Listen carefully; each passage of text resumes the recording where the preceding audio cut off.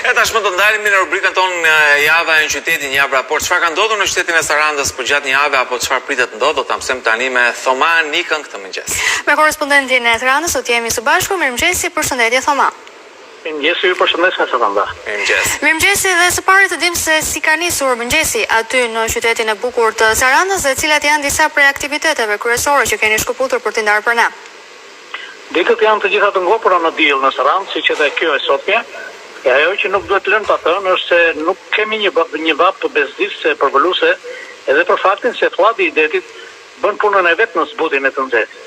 E sidomos mbrëmjet janë fantastike, me fllat deti dhe aromë jodi që shijohen më së shumti me ecje përgjatë qytetores, e cila megjithse pas investimit është dyfishuar në gjerësi, ka filluar të duket e ngushtë për shkak të fluksit të shtuar televiziv.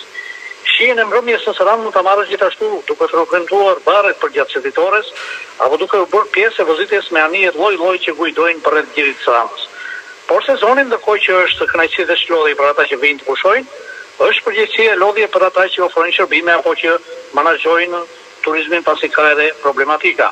Pak të lodhje nuk mund të mendohej që Saranda të ofrohej edhe si qytet ku jeton apo pushon gjelbër, apo që plazhet publike të kenë një performancë që nuk e kanë patur ndonjëherë më parë, të pasuruar me rreth deti të hedhur edhe gjatë netëve të kësaj jave, që mëngjesi dhe dita të gjej të sistemuar sa më mirë. Ndërkohë qeverisja vendore e Sarandës ka qenë reaguese këtë javë, sidomos në një dukurie që pengon ofrimin e qytetit të pastër. Përveç që firmës së pastrimit i është kërkuar frekuencë më lartë në tërheqjen e mbetjeve urbane nga kontenjerët, është vlerësuar si nevojë dhe apelimi ndaj qytetarëve, sepse u vure këto ditë që në disa vend bazime të kontenjerëve në qytetin e Sarandës, persona që mbledhin mbetje të riciklueshme për shitje, nxjerrin jashtë koshave dhe hedhin për tokë gjitha mbetjet urbane të grumbullura, duke zbërë kështu punën e punonjësve të pastrimit dhe duke krijuar ndotje dhe terren për infeksione nga më të ndryshmet. Megjithëse strukturat e policisë bashkiake kanë vepruar në çdo rast që kanë konstatuar, është kërkuar solidariteti dhe partneriteti i banorëve në parandalimin apo ndalimin e kësaj dukurie, duke kuptuar se kështu ndodhet të mjetisi dhe largohet turisti nga qyteti, i cili bën gjithçka për të ofruar më të mirën për si edhe një qytet të pastër. Lidhja me fqinjet gjithashtu ka sjellë të reja kjo javë. Në rrugën detare Linse me Korfuzën, siç e kam raportuar, është rivendosur lëvizja, por linja e tragedeve është rikthyer me kapacitet të kufizuar vetëm me një kompani të tillë, pasi për dy të tjera të shtënse ende nuk janë kompletuar me dokumentacionin teknik dhe me procedurat zyrtare në portin e Korfuzit. Pra, prej një jave realizohen udhëtime ditore vetëm drejt Korfuzit, dhe kjo jo me kapacitet të plot, pasi tragedet e linjës Sarandë Korfuz dhe nacionet ka marrë rrëzime për të punuar me kapacitet të reduktuar për shkak të situatës së COVID-19.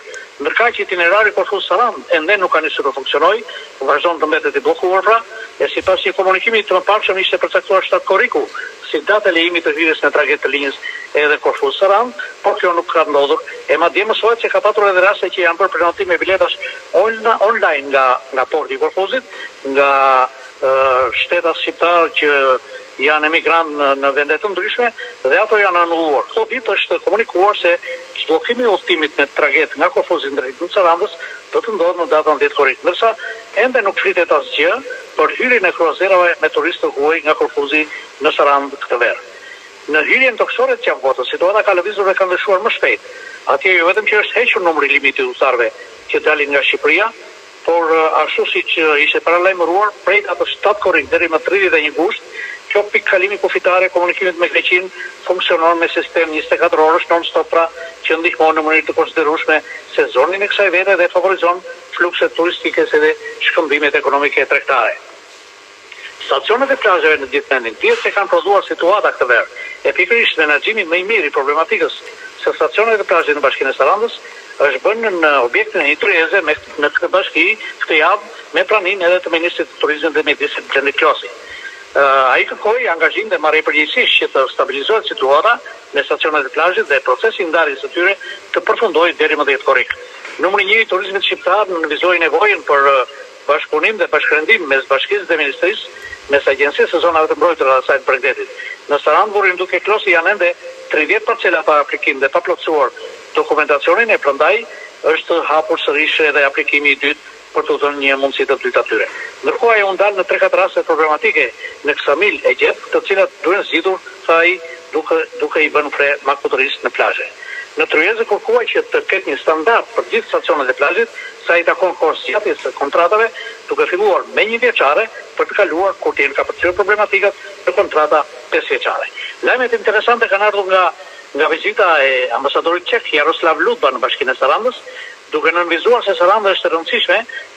Ai ka bërë me dije se janë në përfundim procedurat dhe e pritshme është që në fund të verës Saranda të bëhet me konsulatën e nderit të Republikës Çekisë, e cila do të jetë para e këtij shteti në Shqipëri. Përveç kësaj, në shërbim të sezonit turistik të kësaj vere, veç dikastereve përkatëse të 2 shteteve, ambasadori Ludba tha se është nënshkruar marrëveshja e patrullimit të përbashkët të 2 policive që do të nisë në muajin gusht ashtu si në Durrës e Vlorë edhe në Sarandë. Kjo vlerësoi Ludba do të jetë një eksperiencë re që i shtohet të shërbimi në Shqipëri pas Kroacisë dhe Bullgarisë. Një veprimtari që pati vëmendjen e bashkiakëve jugor të mediave vendore, por sidomos të publikut, ishte ajo që organizua ditën e djeshme në Sarandë. Ishte një aktivitet përkujtimor dhe prezantues që u organizua me nismën e autoritetit për informimin mbi dokumentet e sigurimit të shtetit, dedikuar të zhdukurve dhe të pagjiturve në periudhën e komunizmit. Impakti i parë i këtij aktiviteti në publikun e Sarandës u dha me ekspozitin që u afishua me profile të zhdukurve vendosur në mjedisin publik përpara institucionit të Bashkisë së Sarandës. Pas kësaj, aktiviteti vazhdoi në sallë me praninë e përfaqësuesve të Bashkive të Sarandës, si Marrës, Konespolit, drejtues të Komisionit të Policisë dhe të Organit të Akuzës, si dhe familjar të pagjeturve në këtë rajon, përfaqësues të shoqatës së të përndjekurve, gazetare të tjerë. Të pranishmit bëqën një dokumentar me dëshmi të familjarëve të pagjeturve. Zonja Agenta Arsu lanë në cilësinë e kryetares autoritetit për informim mbi dokumentet e sigurimit të shtetit, prezantoi qëllimin e këtij turi me disa ndalesa në jug të vendit dhe nevojën për mbështetje nga publiku. Ndërsa dita e sotme, por edhe shtuna për institucione që bëjnë identitetin e Sarandës, si dhe për personazhe me histori interesante në këtë hapësirë, në mbrojtje të pasurisë publike apo njerëz të spikatur në komunitet në fushën e arsimit, të polifonisë dhe të sportit të notit e voleybollit, do të mbetet e shënuar. Institucioni me histori gati 75 vjeçare i shtëpisë së fëmijëve dhe figura më emblematike e tij, drejtori Vanjel Pulla, shkolla një shekullore e arsimit 9 vjeçar Adem Sheme dhe gjimnazia Sambasini me moshë 16 vjeçare, pritet të vizitohen në paraditën e sotme nga presidenti Ilir Meta e një herësh të marrin dekorata të larta si kalor si urdhët të flamurit. Po. Sepse kjo ishte gjithçka, apo jo? Jo, jam duke e përfunduar. Po. Pasditja do të jetë për nderimin e më të spikaturve prej artistëve tanë të polifonisë në kalan e lëkursit. Bankieri Andor Vasili i hyrë në historinë e vitit 97 me aktin e shpëtimit të valutës së Bankës së Shtetit, do të nderohet ditën e nesme për shërbimet të shquara publike. Bashkë me të, titullohet mjeshtri i madh dhe mësuesi drejtuesi emblem i gjimnazit të Sarandës, e një herësh gazetari sportiv dhe autori i një kolane botimesh për historinë e sporteve të Sarandës, Gjorgji Vasili. Sporti do të jetë edhe në mbyllje të raportit sotëm, ai lloj sporti që vitet e fundit po jep identitet Sarandës dhe që është shahu, edhe në vitet e fundit shtrihëzët tanë që ende nuk mund të quhen të rinj, janë ngritur në podium e kampionësh. Eklea Omeri, pas suksesit të arritur javën e kaluar në Petrova së Malizzi, është shpallur të japë kampione kombëtare për femra në shat. Ndërkaq, një tjetër nxënës i arsimit ndërkombëtar, Kelvin Costa, në kampionatin evropian online të shallë, u klasifikua për fazën finale të grupit C. Klasisoj sporteve traditës në Sarandë, që dihet se janë noti dhe voleybolli, po i shtohet edhe sporti i shallë, i cili po gjen për hapit admirueshme dhe po evidenton talente që premtojnë shumë. Faleminderit për raportimin dhe për gjithë informacionet. Pra, ishim në rubrikën Java Raport Java në qyteti, ishim në Sarandë si çdo të premte ku mësojmë rreth zhvillimeve kryesore. Përshëndetje edhe për të gjithë miqtë që na ndjekin nga Saranda në këtë mëngjes.